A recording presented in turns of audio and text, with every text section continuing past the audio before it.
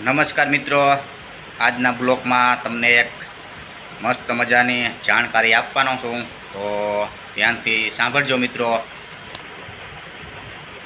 જેમ જેમ સાતમ આઠમ નજીક આવતી જાય છે મિત્રો, તેમ તેમ મેળાઓ પણ જેના ગ્રાઉન્ડ છે મિત્રો એ આમાં થતા જાય છે મિત્રો, અને એની પ્લોટ વહેંચણી છે મિત્રો જે કરવાની હોય મેળાઓમાં, તો એ પ્લોટ વહેંચણીની પણ તારીખો જાહેર થાય છે મિત્રો. એવામાં સુરેન્દ્રનગર જિલ્લાના ધાંગધ્રા તાલુકાના મેળાની સાતમ આઠમના મેળાની મિત્રો તારીખ જાહેર થઈ છે પ્લોટ વહેંચણીની. જેમાં ધંધો કરતા હોય મેળામાં મિત્રો તો એને પ્લોટ લેવાનો હોય છે, જેમ કે મોટા ચકડોળ હોય, પછી કોઈ પણ પાણીપુરીની લારી હોય કે ગુલ્ફી દુકાન કરવી હોય મિત્રો, કે રમકડાની હોય, અલગ અલગ કોઈ પણ વસ્તુમાં મિત્રો જો તમારે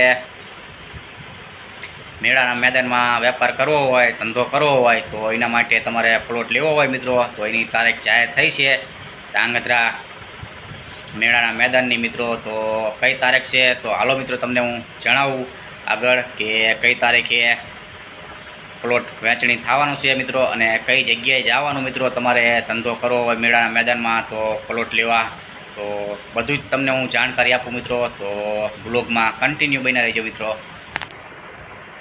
તો મિત્રો તારીખ 18/7 અને 19/7 2 દિવસ માટે મિત્રો પ્લોટ વહેંચણી થવાની છે મિત્રો. તો જોઈ લો તમે મિત્રો કઈ કઈ ટાઈમે કઈ કઈની પ્લોટ વહેંચણી થવાની છે મિત્રો, તમે જોઈ લો આ ફોટામાં.